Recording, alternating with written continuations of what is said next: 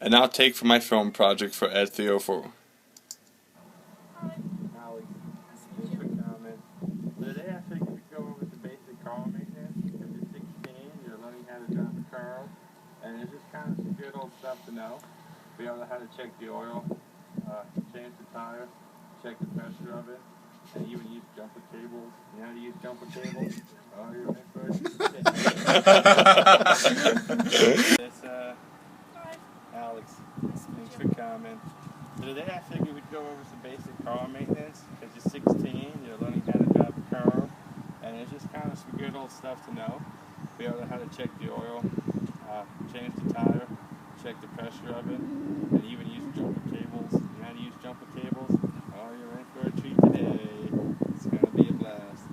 But let's first, we're going to check the oil. So normally what we do is we go to the car. Different cars have different methods. A lot of them now have a sweet lever on the side that you can just pop right there. And oh, hey, what do you know? Just pop the hood a little bit for us. And the cool thing about it, and you get to see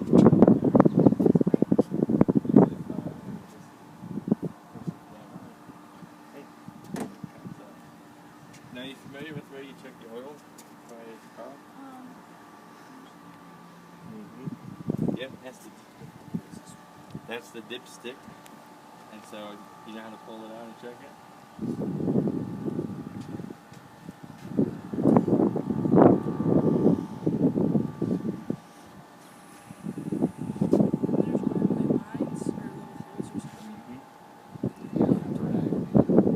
No, but it looks quite good. It's quite full. No, we won't mess with this sweet shirt today.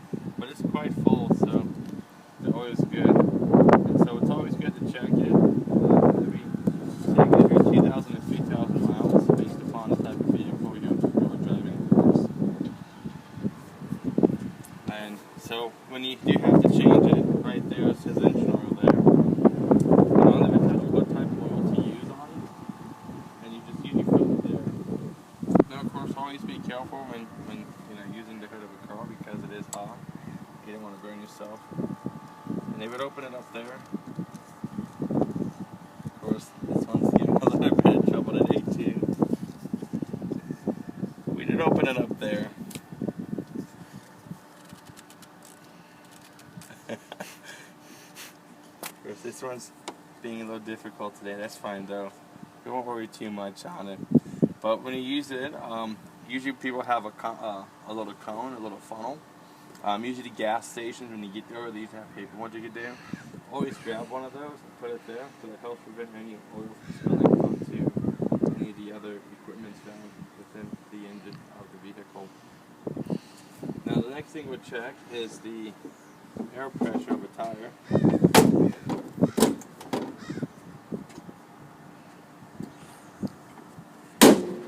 There you go.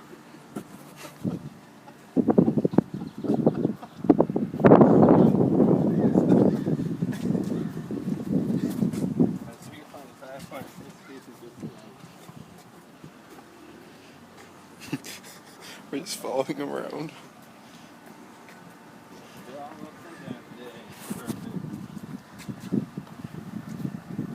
And so do you know where you can find the PSI on the tire?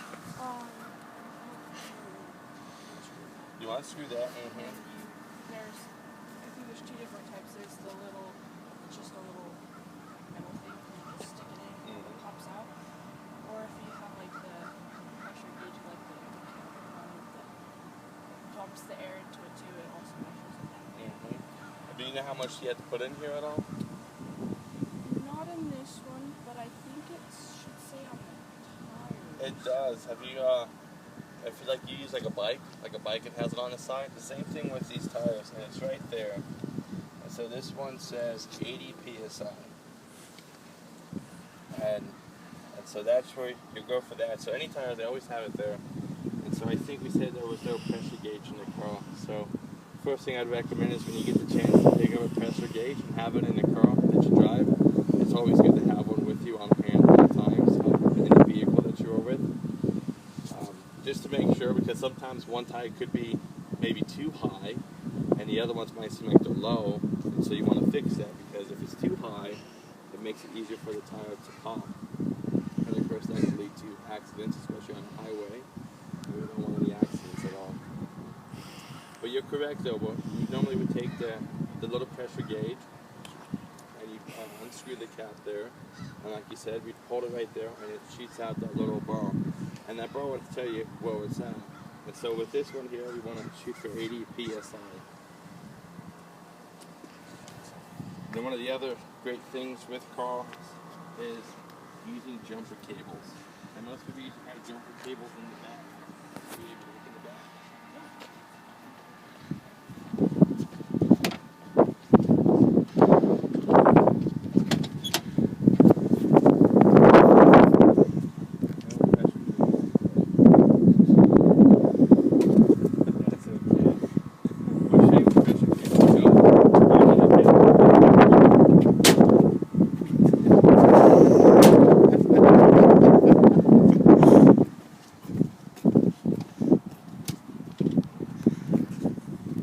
We'll have you up in the hood this time. You're the student.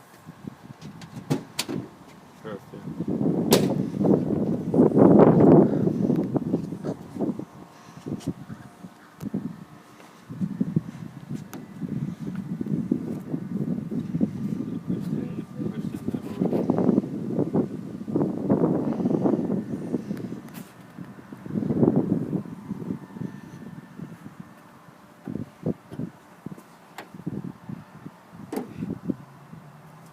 Here's the battery right here, back seat. And this is where you would do the pressure. Actually, we got them on the side over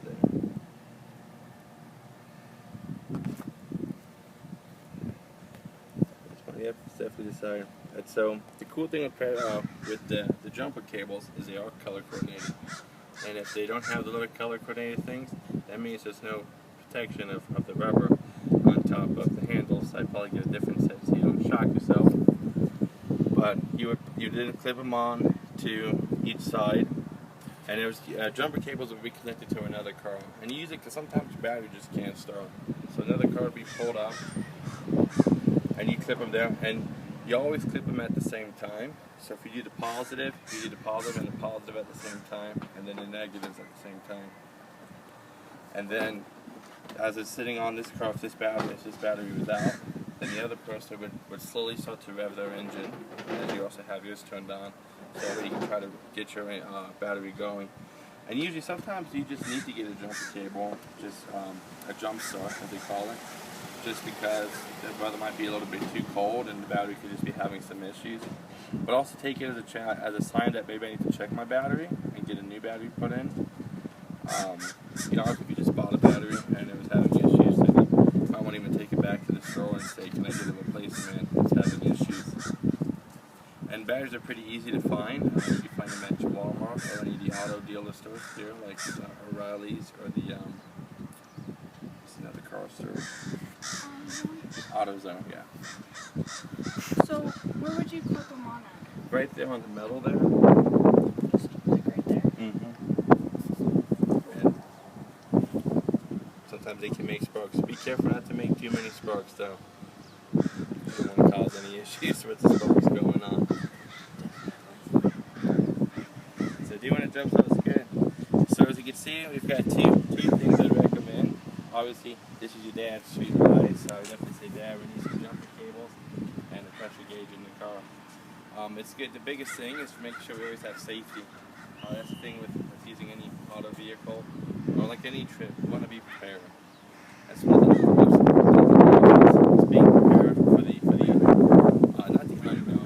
We have things that come in our lives that can take us up a step. They can take a step back in our lives, and it's quite good to be able to be prepared to handle those situations when they come about.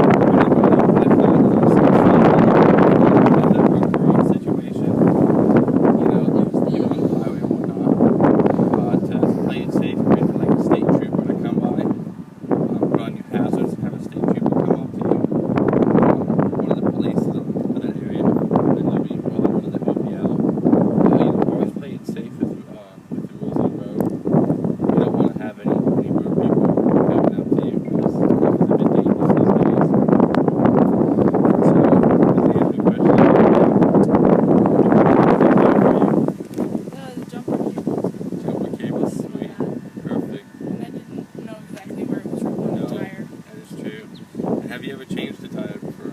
I think I have a long time ago, but I don't remember. You don't remember? We should do it. What change the tires? See, you can have it in the back here.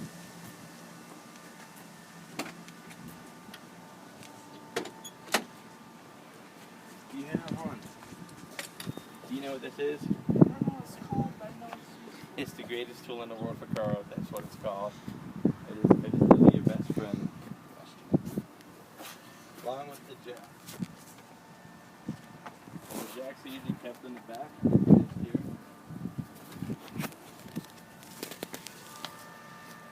Both of them just kept in the back. There we go. There's the handle.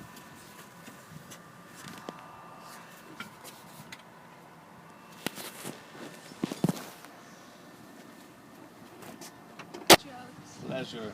Well, I figured we'd have a fun lesson. You're 16, and you're now going to be able to take the sweet vehicles of life and drive across America and across the roads. So I figured we'd go through some basic kind of car maintenance today. Are you familiarized with on how to check the oil for a car? More or less. More or less. Well, let's check the oil of this sweet behemoth right here. This is a sweet car, guys. It's a limousine. Check this out. Oh yeah. Yeah, I'll tell you that. Usually. There you go. Just a hood slip. And different vehicles have it in different areas. And it's usually a little lever. Find the lever. Getting close. We're not. Find that sweet spot.